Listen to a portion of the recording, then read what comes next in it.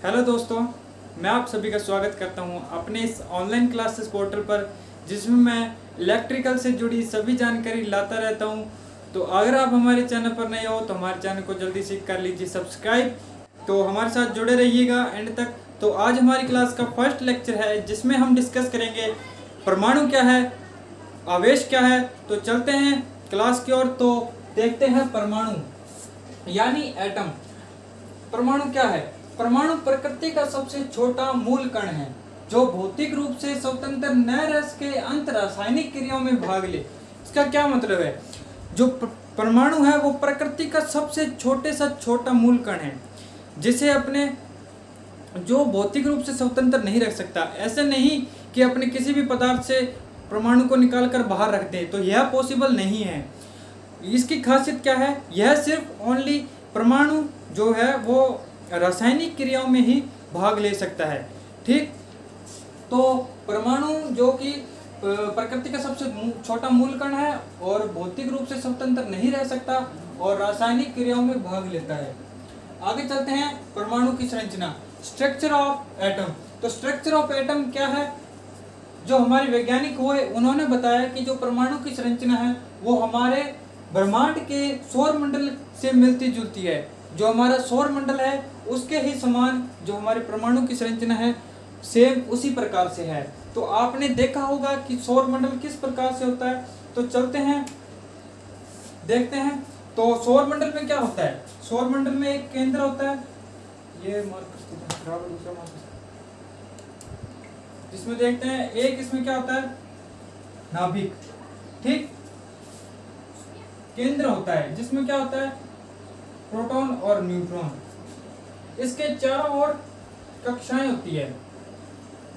ठीक, जिसमें इलेक्ट्रॉन जो केंद्र की परिक्रमा निकालते हैं, चक्कर लगाते हैं केंद्र के चारों ओर। जिस प्रकार से सूर्य स्थिर है और ग्रह उनके चारों ओर चक्कर निकालते हैं, उसी प्रकार जो परमाणु में जो केंद्र है वो स्थिर है और जो इलेक्ट्रॉन है उसके चारों ओर चक्कर निकालते हैं।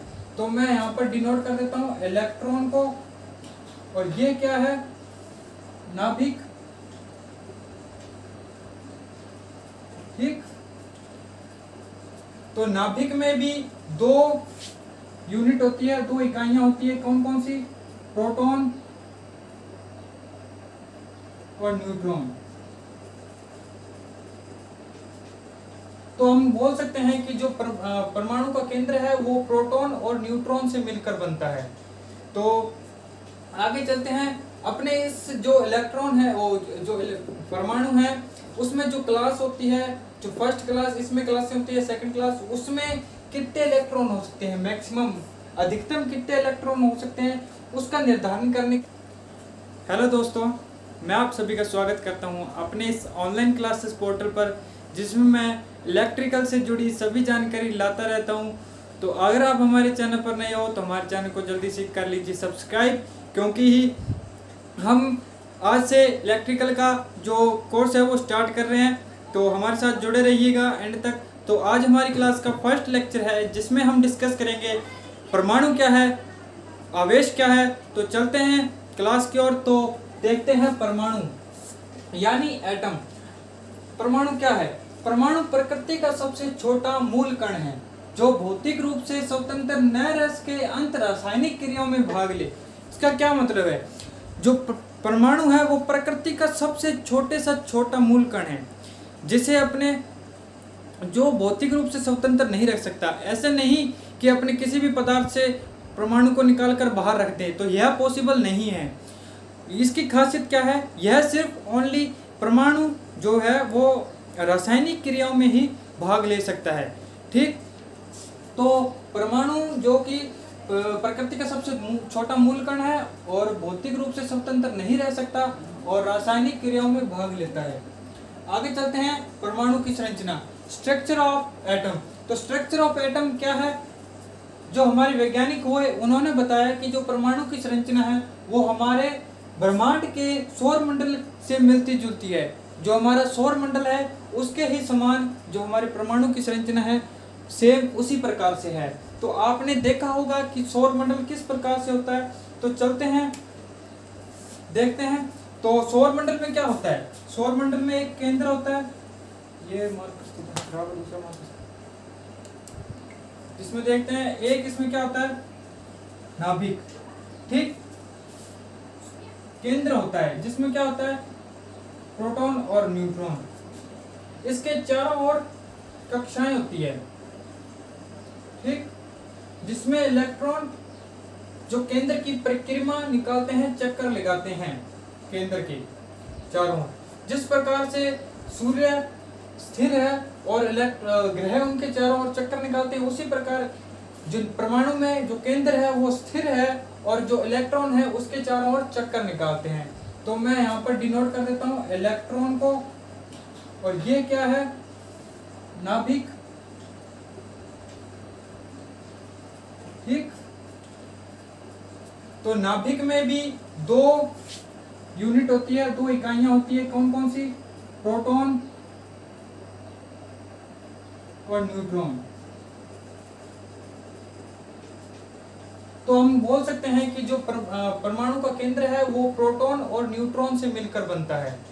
तो आगे चलते हैं, अपने इस जो परमाणु है उसमें जो क्लास होती है, जो फर्स्ट क्लास इसमें क्लास होती है, सेकंड क्लास, उसमें कितने इलेक्ट्रॉन हो सकते हैं, मैक्सिमम अधिकतम कितने इलेक्ट्रॉन हो सकते हैं, उसका निर्धारण करने के लिए एक सूत्र का निर्माण किया गया। वह सूत्र क्या है, होता है वो क्या फॉर्मूला है, तो पर क्लास नंबर ऑफ इलेक्ट्रॉन्स कैसे निर्धारण करते हैं, 2n के स्क्वायर से, 2n के स्क्वायर से हम पता लगाते हैं कि किस क्लास में कितने अधिकतम इलेक्ट्रॉन हो सकते हैं। तो यहाँ पर n है वो क्या है, number of class, first class है, सेकंड क्लास है, थर्ड क्लास है। हम देखते हैं पहले फर्स्ट क्लास में, तो फर्स्ट क्लास में देखिए, फर्स्ट क्लास में देखने के लिए ये फॉर्मूले को अप्लाई करेंगे, तो 2 इंटू n का मान कितना होगा, यहाँ पर 1, तो इसकी स्क्वायर कर देंगे, 1 की स्क्वायर 1, 2 इंटू 1 तो 2, ठीक। जो फर्स्ट क्लास में मैक्सिमम नंबर ऑफ इलेक्ट्रॉन्स आएंगे वो 2 आएंगे, 2 आएंगे। सेकंड क्लास में देखते हैं, सेकंड क्लास में रखते हैं 2 का मान कितना, n का मान कितना होगा 2, 2 की स्क्वायर 2 इंटू 4, 2 की जो स्क्वायर होगी वो 4 होगी, ठीक। तो 2 इंटू 4 8। जो सेकंड क्लास है उसमें मैक्सिमम नंबर ऑफ इलेक्ट्रॉन कितने होंगे, 8, ठीक। आगे चलते हैं, आगे इलेक्ट्रॉन और प्रोटॉन और न्यूट्रॉन की बात करते हैं। तो चलते हैं इलेक्ट्रॉन की ओर। इलेक्ट्रॉन पर चार्ज कितना होता है, प्रोटॉन पर कितना चार्ज होता है, इलेक्ट्रॉन का कितना द्रव्यमान होता है, प्रोटॉन का कितना द्रव्यमान होता है, और न्यूट्रॉन पर क्या चार्ज होता है। तो चलते हैं उसी की ओर। तो ये E यानी इलेक्ट्रॉन, ठीक।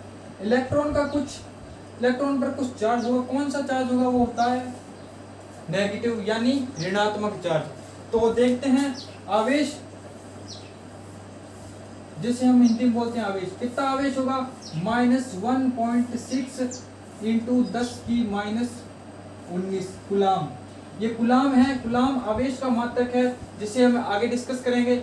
आगे चलते हैं, द्रव्यमान, जो इलेक्ट्रॉन का द्रव्यमान अप्रोक्सीमेट, लगभग, अपने परमाणु को तोल के थोड़ी ना अपने इलेक्ट्रॉन को बताया कि इसका वेट कितना होता है, ये वैज्ञानिकों द्वारा बताया गया कि अप्रोक्सीमेट लगभग कितना होता है, 1.9 इंटू 10⁻31 किलोग्राम। तो अप्रोक्सीमेट बताया गया है कि जो इलेक्ट्रॉन का वेट होता है वो इतना होता है, ठीक।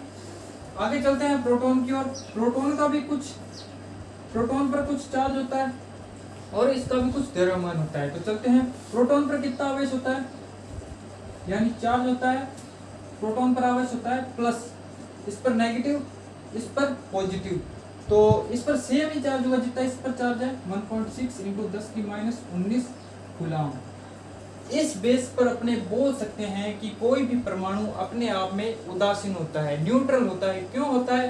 क्योंकि जो आवेश, प्रोटॉन का आवेश और इलेक्ट्रॉन का आवेश आपस में संबंध बनाकर अपने आप को न्यूट्रल कर लेते हैं। तो सेम चार्ज होता है इन पर। तो आगे चलते हैं द्रव्यमान। द्रव्यमान कितना होगा इसका? 1.6 इंटू 10⁻31 किलोग्राम, 27 kg। ये आपको अपने जो नोट्स है उनमें लिख लेना है या मेंटेन कर लेना है। स्क्रीनशॉट लेना चाहते हैं तो स्क्रीनशॉट ले लीजिए, आपको इसकी पीडीएफ मिल जाएगी, टेंशन मत लीजिए बिल्कुल भी। आगे चलते हैं न्यूट्रॉन के ऊपर। न्यूट्रॉन क्या है? न्यूट्रॉन चार्जलेस होता है, इस पर किसी भी प्रकार का चार्ज नहीं होता, यानी उदासीन होता है। ठीक, उदासीन होता है। तो इनके जो इलेक्ट्रॉन, जो अब देखते हैं परमाणु का भार, जो इस परमाणु है उसका कितना भार होता है। तो परमाणु भार निकालने के लिए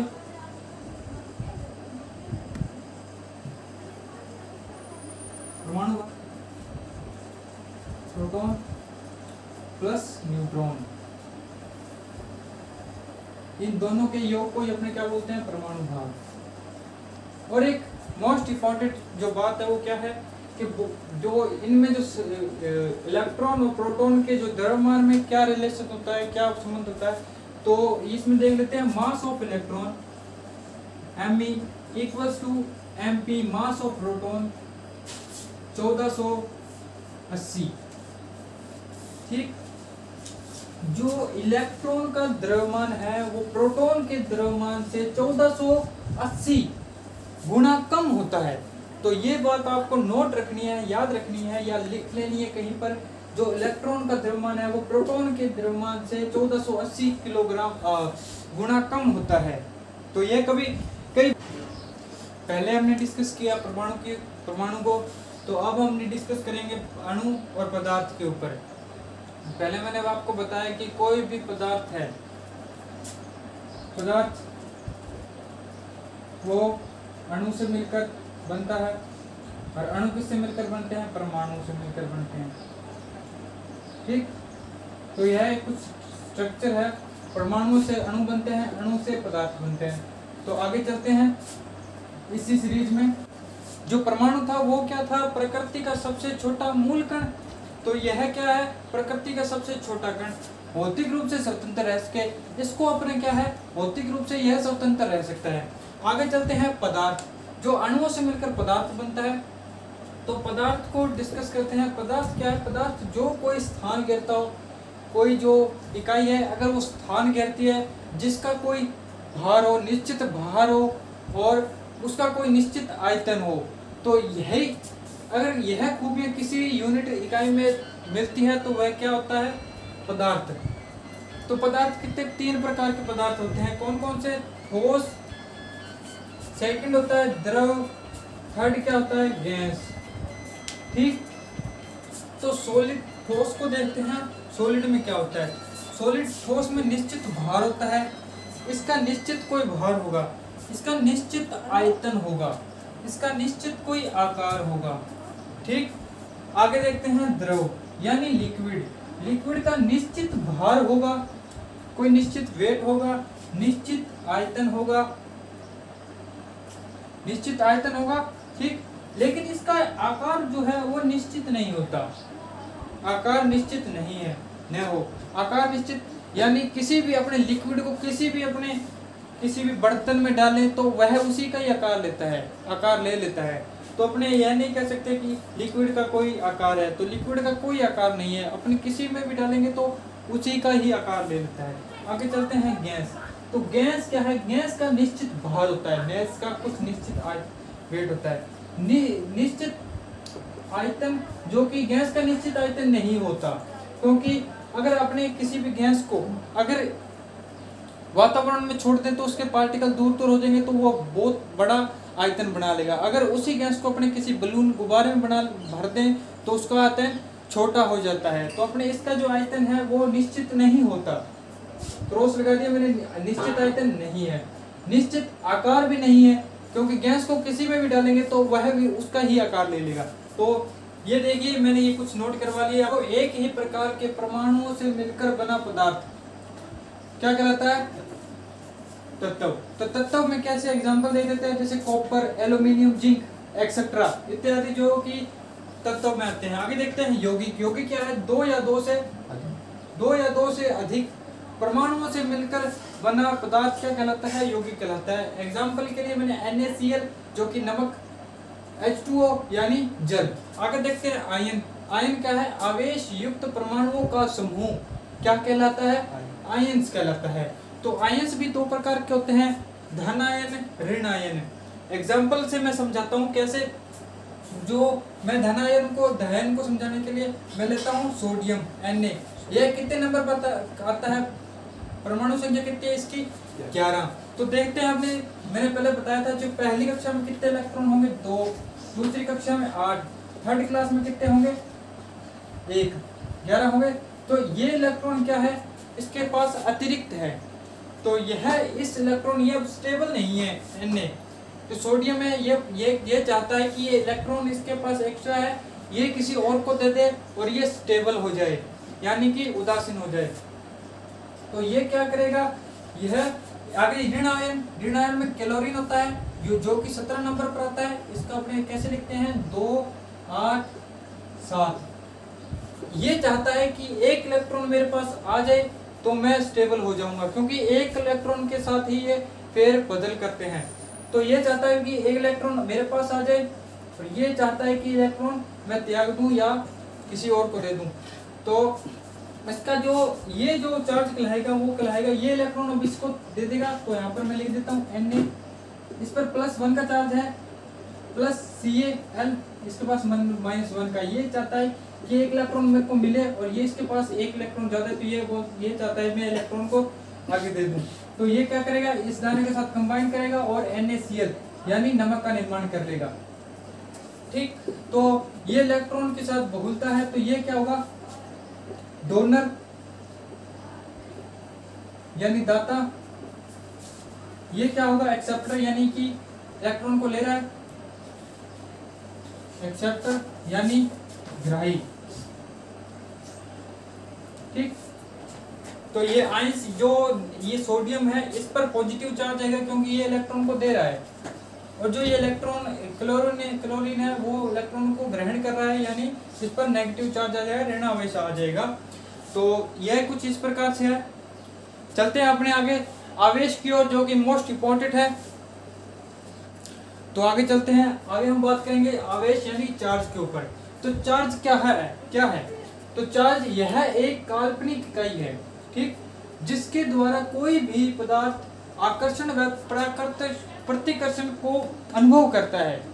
ठीक, इसका प्रतीक क्या है Q और मात्रक क्या है कूलम्ब। आगे चलते हैं कूलम्ब्स लॉ में सारा क्लियर हो जाए। कूलम्ब्स नियम, ठीक, 2 नियम दिए थे। फर्स्ट नियम क्या है?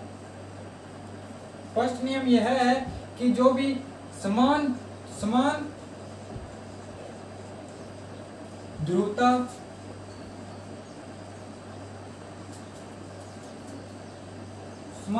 के आवेश क्या करेंगे प्रतिकर्षित, एक दूसरे को प्रतिकर्षित करेंगे। और सेकंड विपरीत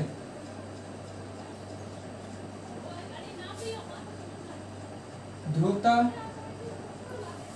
के आवेश क्या करेंगे आपस में आकर्षित या आकर्षण।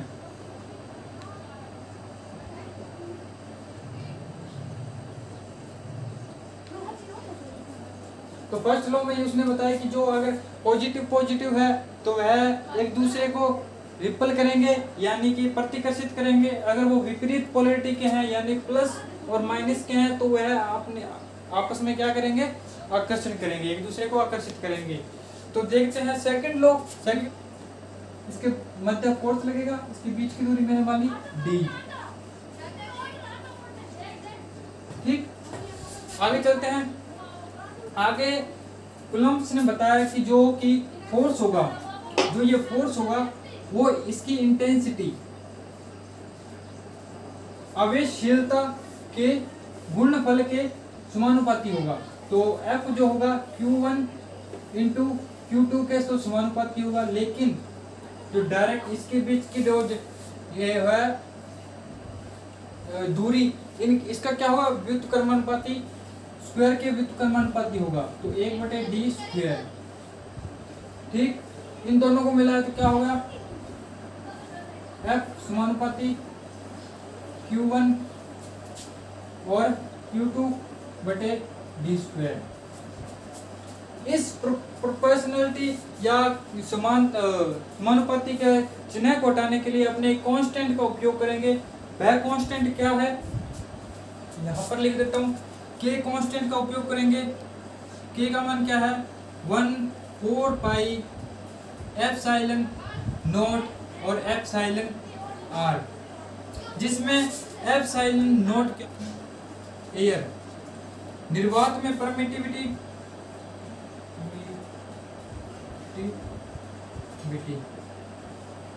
या एब्सोल्यूट परमिटिविटी।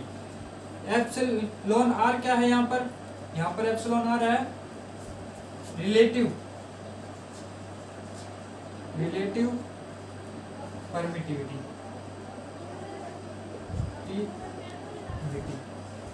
ठीक, इसका मान कितना होता है, यहाँ पर लिख देता हूँ। एप्सिलॉन नॉट का मान कितना होता है, लगभग 8.85 इंटू 10⁻12 हेनरी पर कूलम, हेनरी पर मीटर।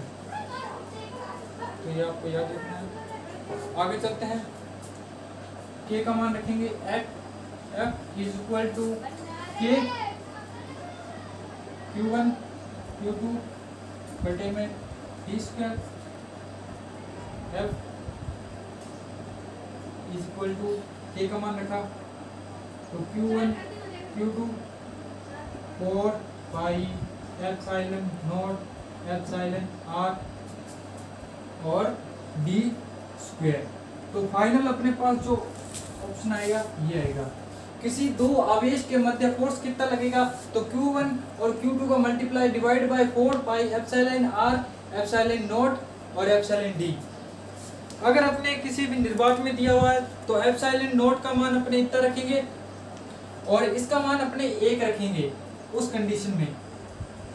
ठीक, आशा करता हूँ इसका स्क्रीनशॉट ले लीजिए या तो इसे नोट कर लीजिए वीडियो को पॉज करके, तो इसकी पीडीएफ आपको मिल जाएगी। अगर आप हमारे टेलीग्राम ग्रुप पर नहीं जुड़े हैं तो हमारे टेलीग्राम ग्रुप को ज्वाइन कर लीजिए, क्योंकि इसकी पीडीएफ आपको वहीं पर मिलेगी।